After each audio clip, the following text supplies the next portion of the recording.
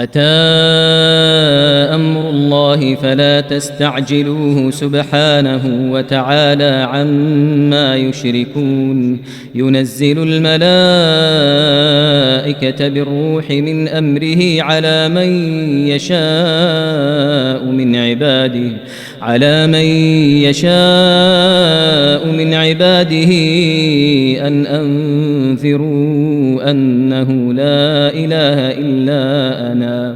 أن أنذروا أنه لا إله إلا أنا فاتقون خلق السماوات والأرض بالحق تعالى عما يشركون خلق الإنسان من نطفة فإذا هو خصيم مبين والأنعام خلقها لكم فيها دفء ومنافع ومنها تأكلون ولكم فيها جمال حين تريحون وحين تسرحون وتحمل أثقالكم إلى بلد لم تكونوا بالغيه إلا بشق الأنفس إن ربكم لرؤوف رحيم والخيل والبغال والحمير لتركبوها وزينة ويخلق ما لا تعلمون وعلى الله قصد السبيل ومنها جائر ولو شاء لهداكم أجمعين هو الذي أنزل من السماء ماء لكم منه شراب ومنه شجر فيه تسيمون ينبت لكم به الزرع والزيتون والنخيل والأعناب ومن كل الثمرات إن في ذلك لآية لقوم يتفكرون وسخر لكم الليل والنهار والشمس والقمر والنجوم مسخرات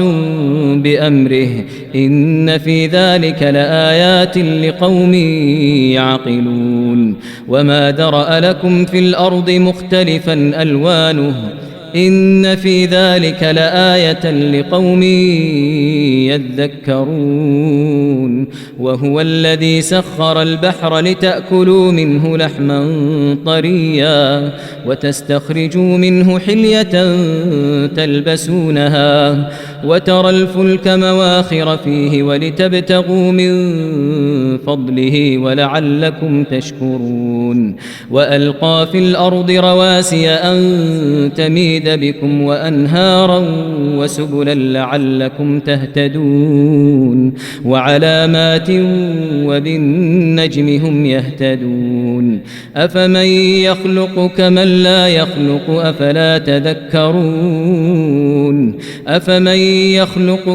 لا يخلق أفلا تذكرون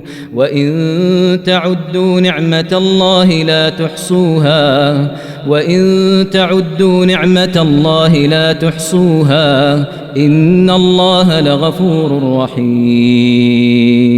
والله يعلم ما تسرون وما تعلنون والذين يدعون من دون الله لا يخلقون شيئا وهم يخلقون أموات غير أحياء وما يشعرون أيان يبعثون إلهكم إله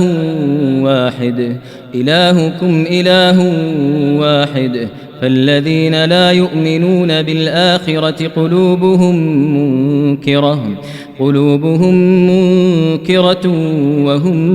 مستكبرون لا جرم أن الله يعلم ما يسرون وما يعلنون إنه لا يحب المستكبرين وإذا قيل لهم ماذا أنزل ربكم قالوا أساطير الأولين ليحملوا أوزارهم كاملة يوم القيامة ومن أوزار الذين يضلونهم بغير علم ألا ساء ما يزرون قد مكر الذين من قبلهم فأتى الله بنيانهم من القواعد فخر عليهم السقف من فوقهم وأتاهم العذاب من حيث لا يشعرون ثم يوم القيامة يخزيهم ويقول أين شركائي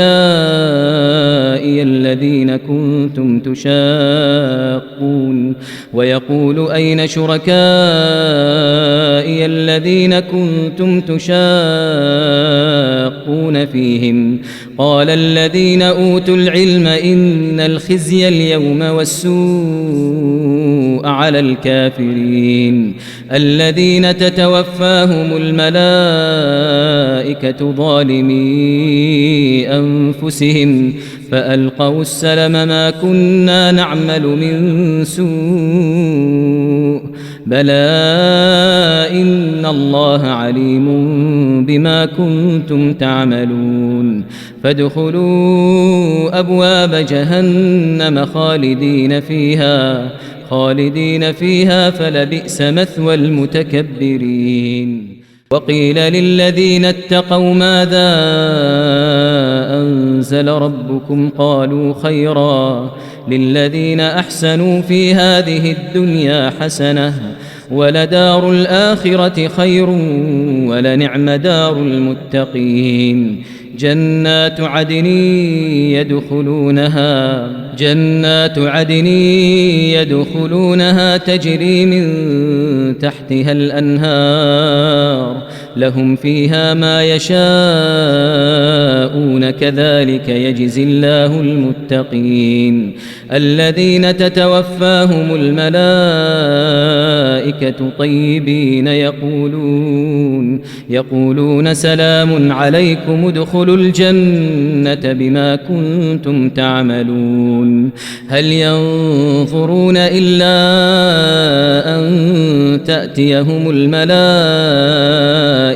أو يأتي أمر ربك كذلك فعل الذين من قبلهم وما ظلمهم الله ولكن كانوا أنفسهم يظلمون فأصابهم سيئات ما عملوا وحاق بهم ما كانوا به يستهزئون وقال الذين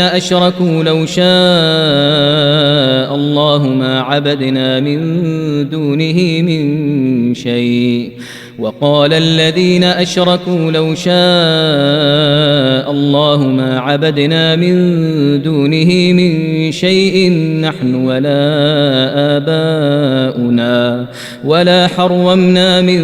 دونه من شيء كذلك فعل الذين من قبلهم فهل على الرسل إلا البلاغ المبين ولقد بعثنا في كل أمة رسولا أن اعبدوا الله واجتنبوا الطاغوت فمنهم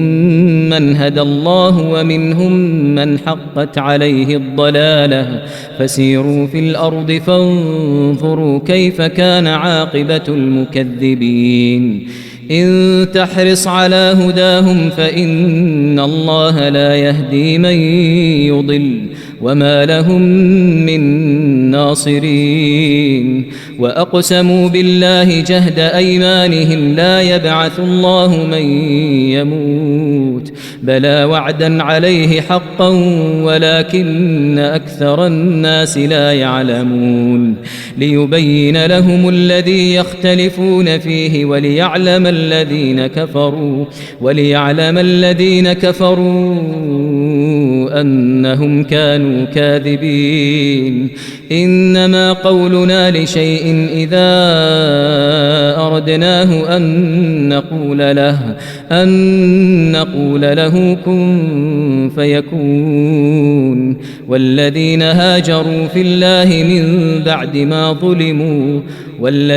هاجروا في الله من بعد ما ظلموا لنبوئنهم في الدنيا حسنة ولأجر الآخرة أكبر لو كانوا يعلمون الذين صبروا وعلى ربهم يتوكلون وما أرسلنا من قبلك إلا رجالا نوحي إليهم فاسألوا أهل الذكر إن كنتم لا تعلمون بالبينات والزبر وأنزلنا إليك الذكر لتبين للناس ما نزل إليهم ولعلهم يتفكرون أفأمن الذين مكروا السيئات أن يخسف الله بهم الأرض أو يأتيهم العذاب من حيث لا يشعرون أو يأخذهم في تقلبهم فما هم بمعجزين أو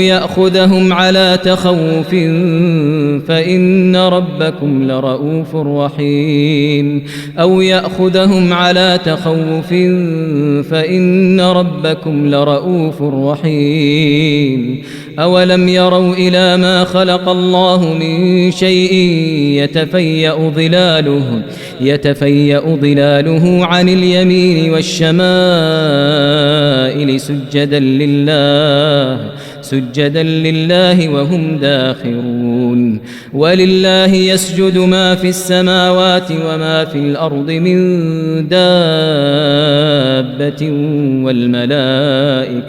والملائكة وهم لا يستكبرون يخافون ربهم من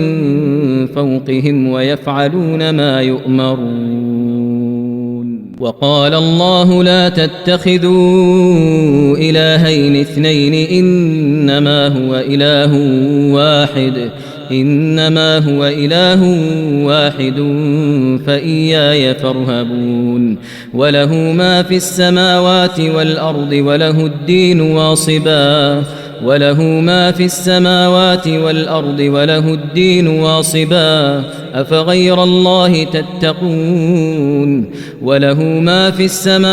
والأرض وله الدين واصبا أفغير الله تتقون وما بكم من نعمة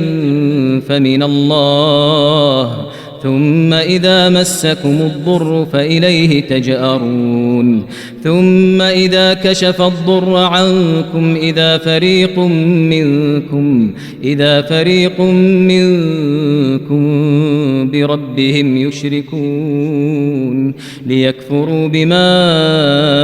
آتيناهم فتمتعوا فسوف تعلمون ويجعلون لما لا يعلمون نصيبا مما رزقناهم تالله لتسألن عما كنتم تفترون ويجعلون لله البنات سبحانه ولهم ما يشتهون وإذا بشر أحدهم بالأنثى ظل وجهه مسودا وهو كظيم يتوارى من القوم من سوء ما بشر به أيمسكه على هون أم يدسه في التراب ألا ساء ما يحكمون للذين لا يؤمنون بالآخرة مثل السوء ولله المثل الأعلى وهو العزيز الحكيم ولو يؤاخذ الله الناس بظلمهم ما ترك عليها من دابة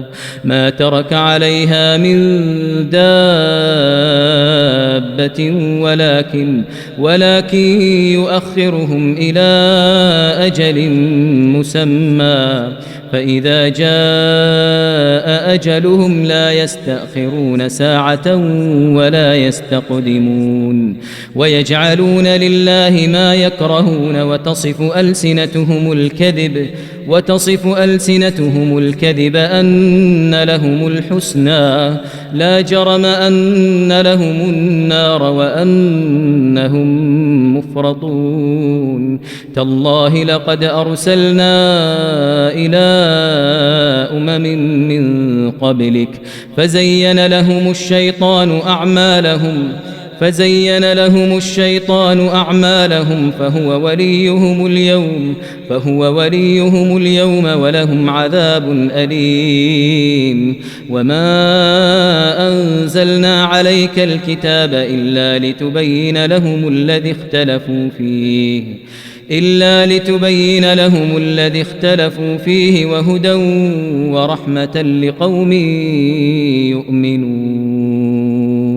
والله أنزل من السماء ماء فأحيا به الأرض بعد موتها إن في ذلك لآية لقوم يسمعون. وإن لكم في الأنعام لعبرة نسقيكم مما في بطونه من بين فرث ودم لبنا خالصا سائغا للشاربين. ومن ثمرات النخيل والأعناب تتخذون منه سكرا ورزقا حسنا إن في ذلك لآية لقوم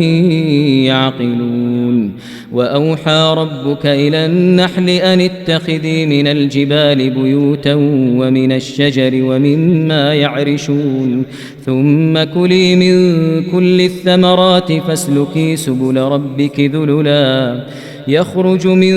بطونها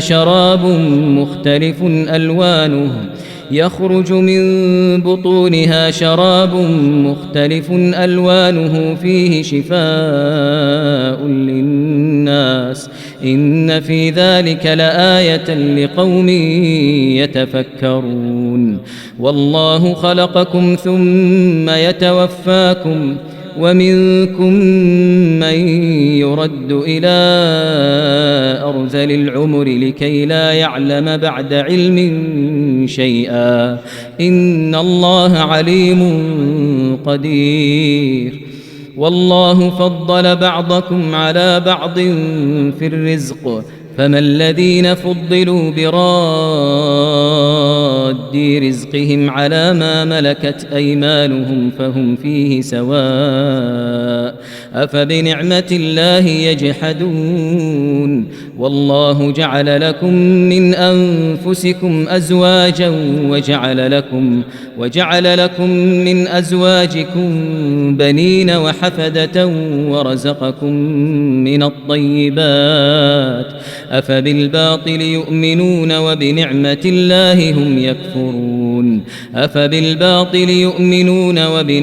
الله هم يكفرون ويعبدون من دون الله ما لا يملك لهم رزقا من السماوات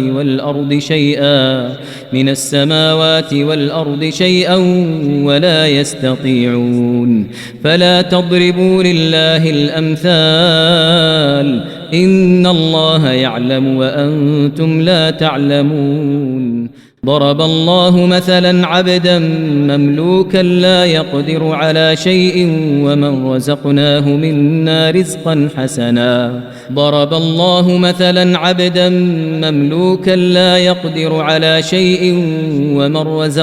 منا رزقا حسنا فهو ينفق منه سرا وجهرا هل يستوون الحمد لله بل أكثرهم لا يعلمون. وضرب الله مثلا رجلين أحدهما أبكم لا يقدر على شيء وهو كل على مولاه أينما يوجهه لا يأتي بخير هل يستوي هو ومن يأمر بالعدل وهو على صراط مستقيم. ولله غيب السماوات والأرض وما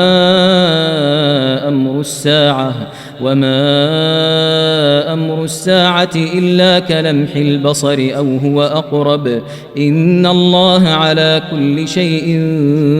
قدير. والله أخرجكم من بطون أمهاتكم لا تعلمون شيئا وجعل لكم السمع والأبصار والأفئدة لعلكم تشكرون ألم يروا إلى الطير مسخرات في جو السماء ما يمسكهن إلا الله إن في ذلك لآيات لقوم يؤمنون والله جعل لكم من بيوتكم سكنا وجعل لكم من جلود الأنعام بيوتا تستخفونها يوم ظعنكم ويوم إقامتكم ومن أصوافها وأوبارها وأشعارها أثاثا ومتاعا إلى حين والله جعل لكم مما خلق ظلالا وجعل لكم من الجبال أكنانا وجعل لكم سرابيل تقيكم الحر وسرابيل تقيكم بأسكم كذلك يتم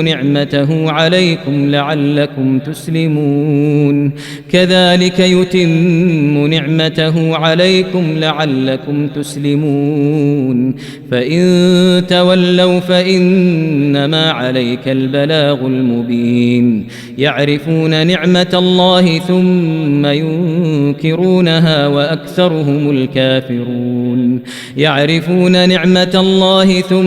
ينكرونها وأكثرهم الكافرون ويوم نبعث من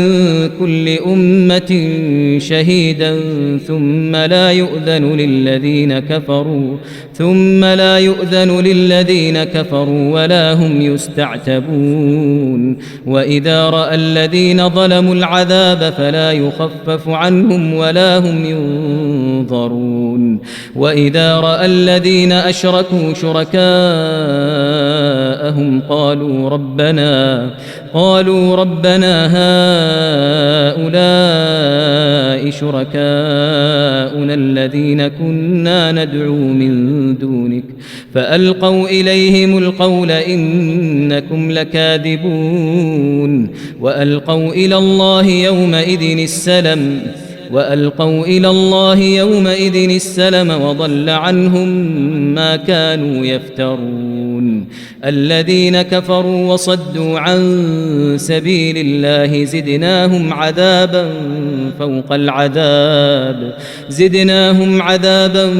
فوق العذاب بما كانوا يفسدون ويوم نبعث في كل أمة شهيدا عليهم من أنفسهم وجئنا بك شهيدا على هؤلاء ونزلنا عليك الكتاب تبيانا لكل شيء وهدى ورحمة وبشرى للمسلمين إن الله يأمر بالعدل والإحسان وإيتاء ذي القربى وينهى عن الفحشاء والمنكر والبغي يعظكم لعلكم تذكرون وأوفوا بعهد الله إذا عاهدتم ولا تنقضوا الأيمان بعد توكيدها وقد جعلتم الله عليكم كفيلا إن الله يعلم ما تفعلون ولا تكونوا كالتي نقضت غزلها من بعد قوة أنكاثا تتخذون أيمانكم دخلا بينكم أن تكون أمة هي أربى من أمة إنما يبلوكم الله به وليبينن لكم يوم القيامة ما كنتم فيه تختلفون ولو شاء الله لجعلكم أمة واحدة ولكن يضل من يشاء ويهدي من يشاء ولتسألن عما كنتم تعملون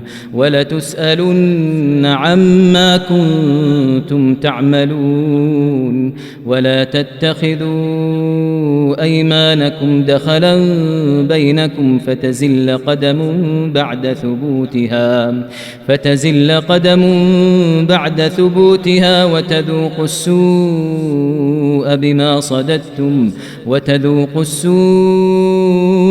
بما صددتم عن سبيل الله ولكم عذاب عظيم. ولا تشتروا بعهد الله ثمنا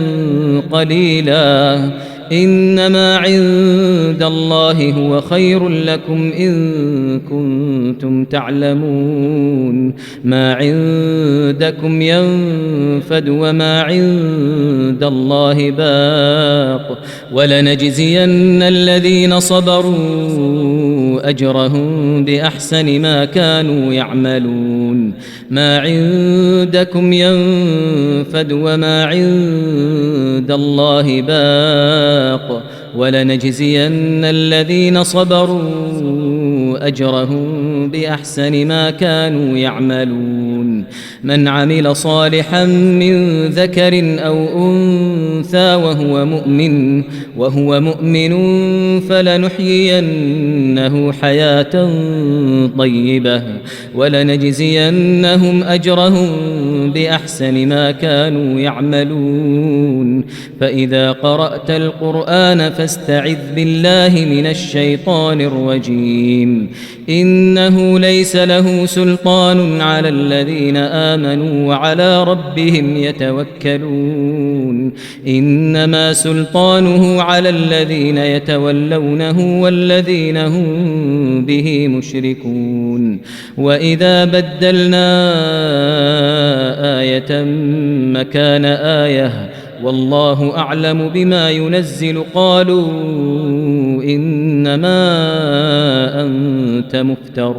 بل أكثرهم لا يعلمون. قل نزله روح القدس من ربك بالحق ليثبت الذين آمنوا وهدى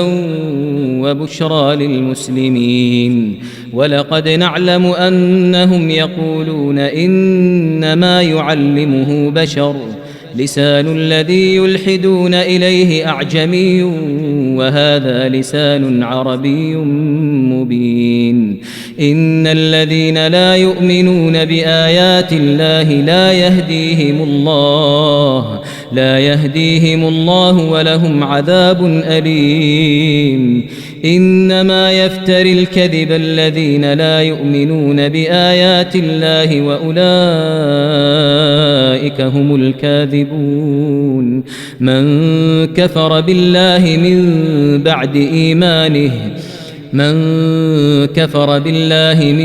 بعد إيمانه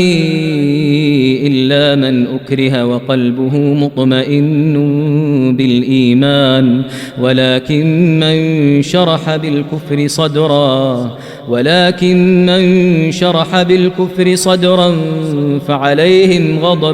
فعليهم غضب من الله ولهم عذاب عظيم. ذلك بأنه مستحب الحياة الدنيا على الآخرة وأن الله لا يهدي القوم الكافرين. أولئك الذين طبع الله على قلوبهم وسمعهم وأبصارهم وأولئك هم الغافلون. لا جرم أنهم في الآخرة هم الخاسرون. ثم إن ربك للذين هاجروا من بعد ما فتنوا ثم جاهدوا وصبروا إن ربك من بعدها لغفور رحيم. يوم تأتي كل نفس تجادل عن نفسها يوم تأتي كل نفس تجادل عن نفسها وتوفى كل نفس ما عملت وهم لا يظلمون. وضرب الله مثلا قرية كانت آمنة مطمئنة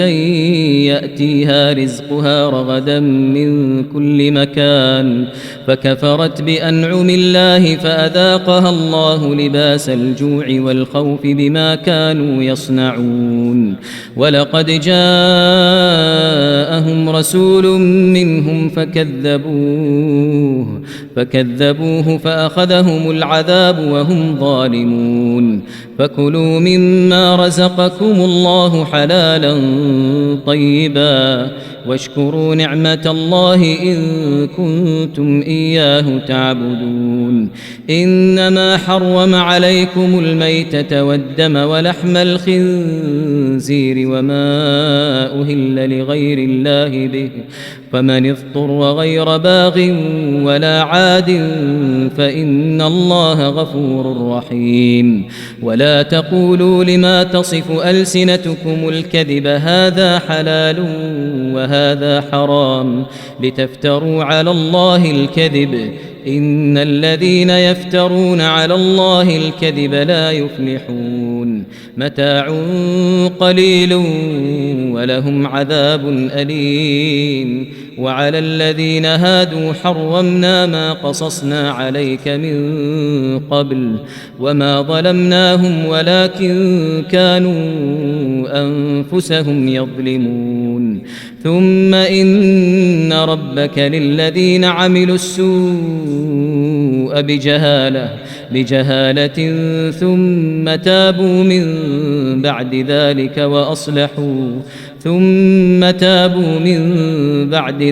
وأصلحوا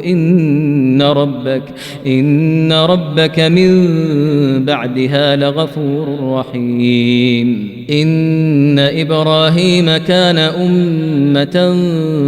قانتا لله حنيفا ولم يك من المشركين